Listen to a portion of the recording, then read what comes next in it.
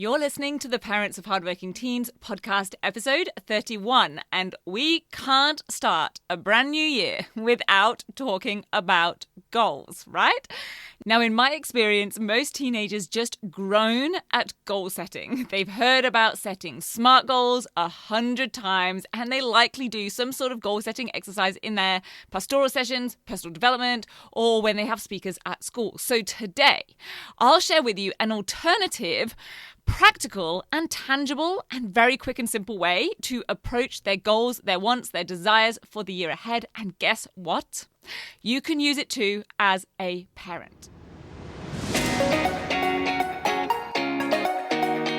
I'm Katie Jones, and with over 15 years in education as an award-winning high school teacher, international external examiner, and as a study coach, I've helped thousands of students skyrocket their results and confidence. And this podcast is where I share all my insights, tactics, and tips with you, the parent, so you can help your hardworking teen get happy, smart, and successful in their study, and have you both enjoy the journey along the way.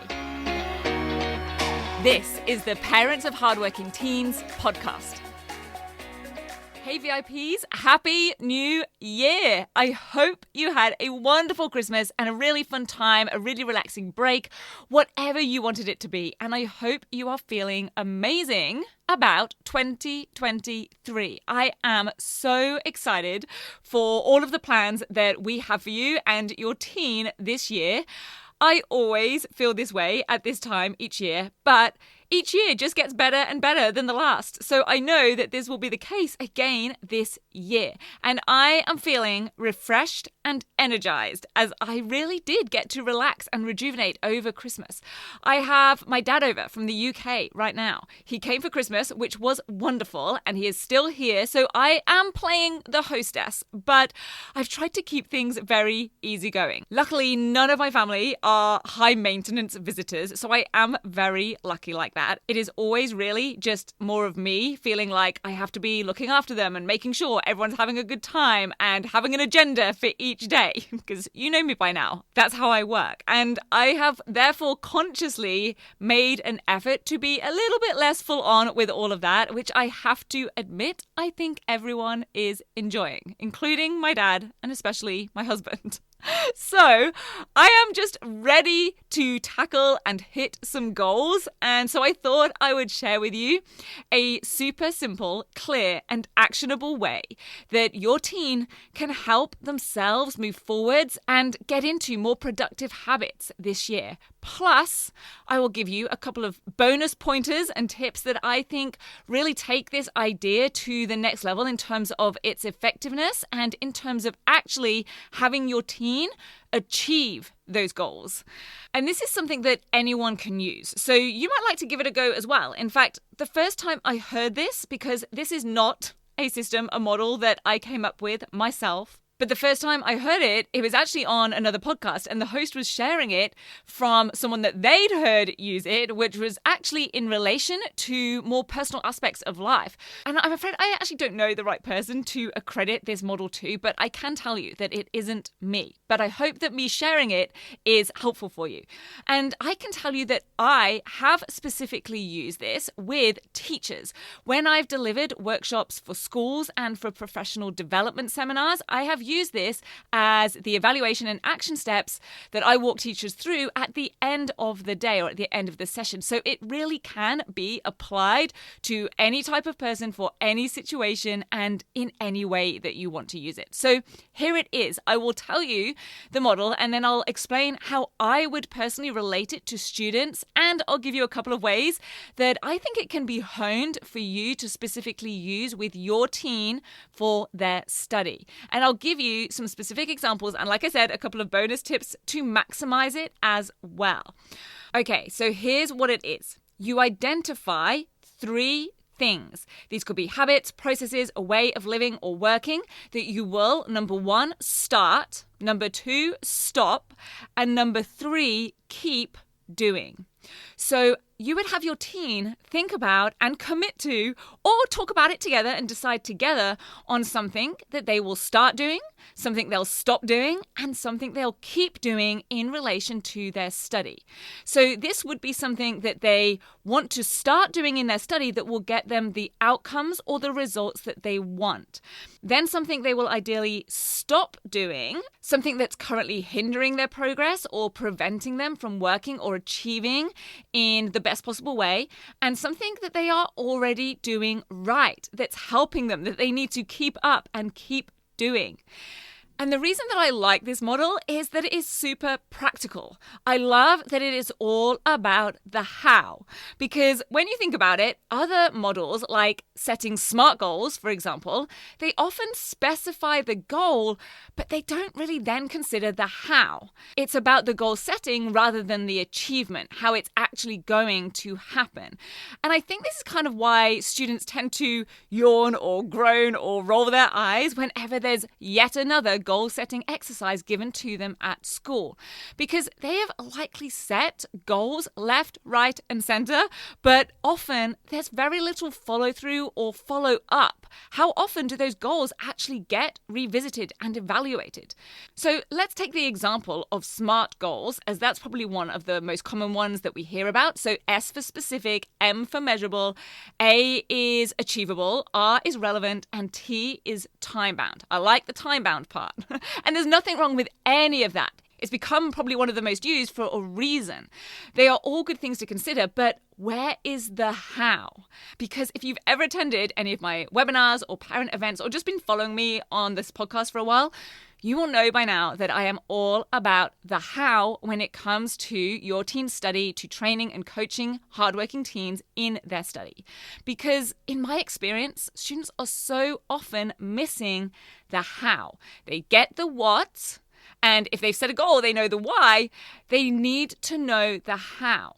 So, for example, they might get the feedback on their work of add more detail, but they're not always sure about how. How do they do that without just writing more information or ending up waffling?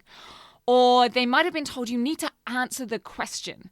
Again, how? How do they figure out exactly what the question is really asking or what the mark scheme demands? Or maybe they want to hit more of the high-level success criteria, like going from appropriate to discerning evidence on those criteria. How? What makes the evidence discerning as opposed to appropriate? And of course, my non-favorite, the good old study smarter, not harder. It sounds great, but how? How do they do that? So this is my first bonus tip on this. You could use a SMART goal or any goal that has been set in any way that your teen wants to achieve, and then layer that start, stop, keep method on top. So set the goal and then talk about what would need to change in what way and what would need to continue for that goal to be achieved. To create that outcome, what would they have to start doing that they aren't doing already? What needs to be happening that isn't happening right now or hasn't in the past? Or perhaps maybe it's something that they have done a little of and they're just not doing enough, or they need to do more or be more consistent with. And then what would they need to stop doing? What is causing them to be less efficient or produce lower quality work than they are perhaps capable of? And what are they already doing that they need to just maintain? What's already happening that they need to keep up? And that last one, the keep part, is really important because I think that's a really nice opportunity to acknowledge the positives, to identify their strengths and the areas that are working well.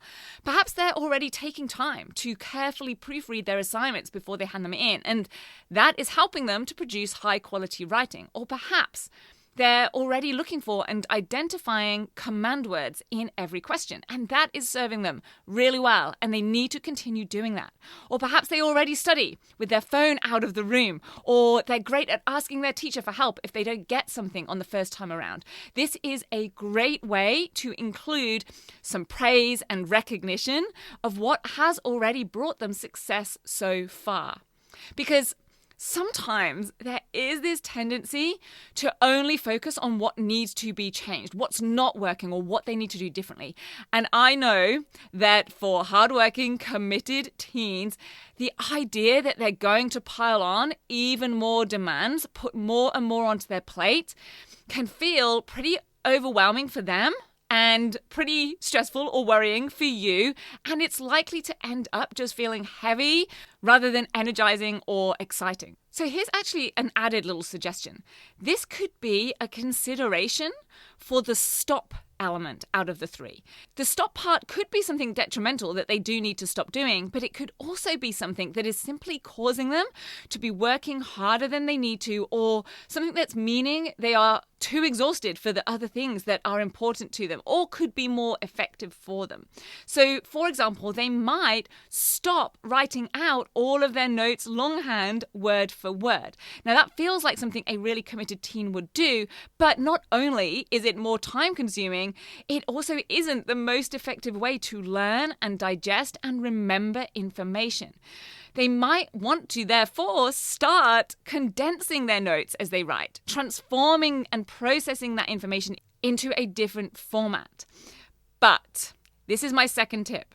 Don't fall into the trap of using the same issue for the start and for the stop. So in that example I just gave, the issue is the same. It's the issue, or I should really say the skill, of note-taking. And automatically, if they start condensing and transforming information, then they will no longer be writing it all out longhand. Now, I am all for efficiency and killing two birds with one stone. Oh my goodness, I should just say, I saw someone in an online post recently highlight just how horrible that saying really is when you actually think about it. And so ever since, it's kind of stuck with me, but it still kind of slips out. And they gave an alternative, which was just kind of super cute, which was feed two birds with one scone, like scone, which I thought was cool, but it's going to take a while for that to flow easily out of my mouth, and probably for everybody else to get it too. But anyhow, if we really want to maximize that outcome, the result, then we likely don't really want to be losing 1/3 of the three action steps, which is what would happen if we made it really about the same thing. So, quick recap so far. Tip number 1 is layer the start, stop, keep model on top of a goal that has been set in order to create the how in achieving it and making that how very clear and actionable. Tip number 2 is to identify different start and stop actions, and the bonus mini tip that if they are already overloaded and putting a ton of pressure on themselves, consider using that stop element as an opportunity to find something that could be reduced or removed, with the challenge of really thinking about how that is not going to just reduce their results, but is there actually something that could even create better results, like not writing out pages and pages of longhand notes, but learning how to make more effective and faster notes, both during the learning and research. So that is in Catapult 3 of the 10-week grade transformation program, in case you are curious about that, and during revision and exam prep, which is in Catapult 5. So much of the program is about taking what is causing your teen to work harder than they need to and not just reducing that, but actually turning it into something even more productive and positive. So here is my third tip or suggestion on all of this. And this ties in with the conversation I had with Michelle Mitchell here on the podcast a couple of months ago. You can go find that in episode 22.